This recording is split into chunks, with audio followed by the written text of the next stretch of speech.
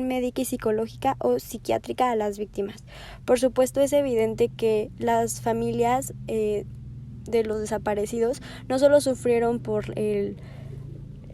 la clara como rapto a sus familiares, sino que también sufrieron conforme al abuso que las autoridades judiciales tuvieron en la investigación del caso y las amenazas de las cuales fueron víctimas los familiares de los desaparecidos. En todo eso se atiende que hay como un daño psicológico y emocional en todo eso, y me parece también certero que la Corte Interamericana de Derechos Humanos haya mencionado la reparación en cuanto a una rehabilitación psicológica necesaria para tratar de, al menos, para, si bien no reparar, porque el daño ya quedó perpetrado en los familiares de las víctimas o de los desaparecidos, sí tratar de recuperar ese sentido de bienestar, o al menos darle un intento de la mayor calidad de vida o dignidad que se pueda a los familiares de las víctimas mediante una rehabilitación psicológica. También me pareció interesante la medida de satisfacción, en la cual se obligaba al Estado mexicano a realizar las publicaciones de la presente sentencia y su resumen oficial, como reparo al daño del proyecto de vida de los familiares de los desaparecidos mediante los programas del gobierno. Y es que, por supuesto, al luchar tantos años o luchar incansablemente y hasta la fecha seguir luchando porque no se ha tenido un resultado del caso y la aparición del cuerpo, al menos de los desaparecidos, me parece que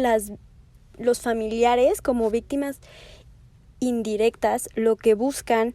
por la satisfacción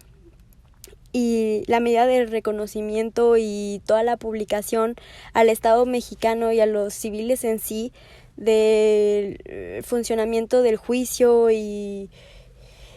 qué dictó la Corte Interamericana es dar a conocer el caso, impedir que otra víctima u otra cantidad enorme de víctimas sufra por lo mismo, dar aliento a otros familiares que han pasado por lo mismo y, por supuesto, reconocerle de alguna forma indirecta el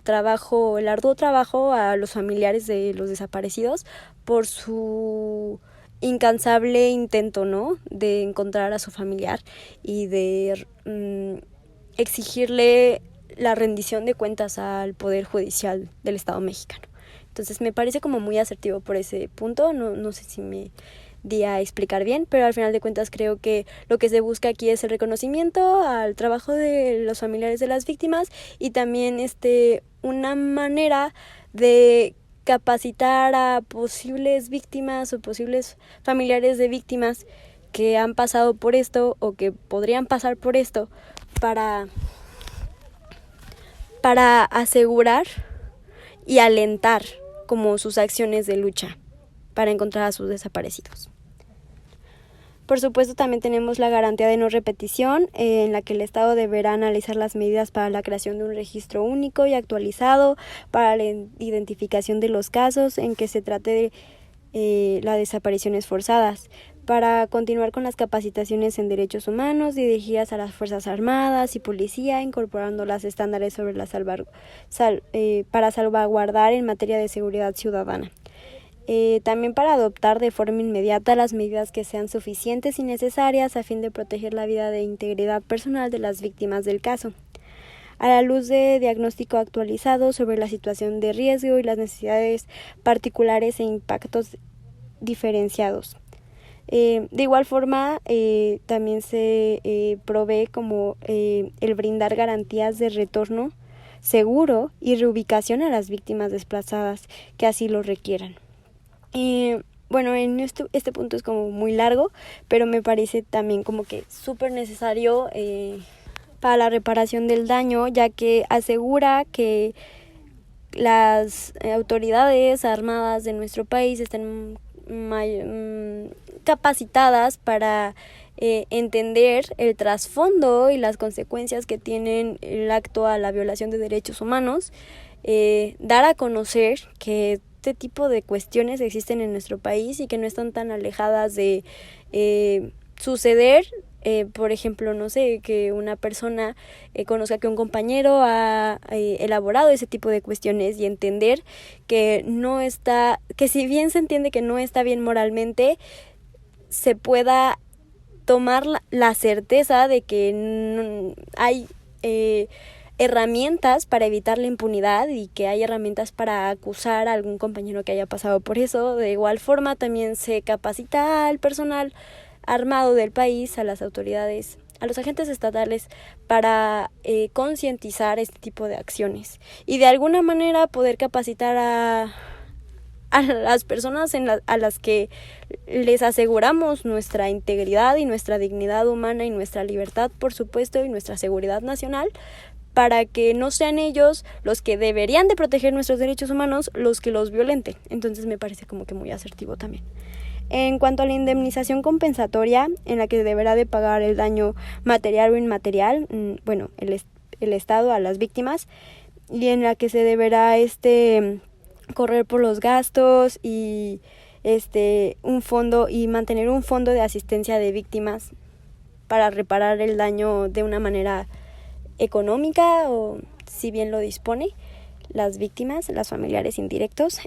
Bueno, me pareció que al final de cuentas ninguna cantidad de dinero va a hacer que tu familiar desaparecido como que venga o vuelva a ti, pero en cierto punto, tomando en cuenta que algunas desapariciones forzadas, algunas víctimas pueden ser padres de familia o pueden ser madres solteras, al final de cuentas pilares del hogar, o simplemente una persona que implica como la seguridad y el bienestar de la familia, y aparte el daño que esa fragmentación familiar por medio de la desaparición forzada ocasionó. Me parece que, pues si bien no es como lo ideal, porque no se puede pagar como que la vida de una persona, sí es como una manera de, al menos, asegurar el bienestar de los familiares indirectos, ¿no? Y de los cuales, no sé, tal vez de los cuales la víctima de la desaparición forzada se hacía cargo económicamente. Entonces, o sea, visto desde este punto, puede ser muy necesario para algunas víctimas indirectas, ¿no? Y también como penalización al Estado de una remuneración económica. Bueno, creo que mencioné mi punto de vista al fallo de cada una de las medidas que tomó la Corte Interamericana de Derechos Humanos, pero si tomamos en cuenta los principios de la ética y la justicia, desde mi punto de vista, se implementaron a la manera de lo posible. Al final de cuentas, como ya mencioné, no hay medidas que puedan como que garantizar del todo que esto no vuelva a suceder, pero en el caso en el que estas medidas no se implementaran, quedaríamos aún más lejos de la justicia y aún más cerca de la constante impunidad en el Estado mexicano. Entonces me parece que poco a poco, poniendo el grano de arena y el apoyo, por supuesto, del Foro Internacional, desde una comunidad internacional por parte de la Corte Interamericana de Derechos Humanos, apoya mucho a las víctimas las víctimas indirectas, ya sea familiares o víctimas de otras violaciones de derechos humanos, que no han sido escuchadas en las instancias internas del país y que no han sido atendidas o no se les han hecho valer sus garantías individuales y sus derechos humanos. Me parece que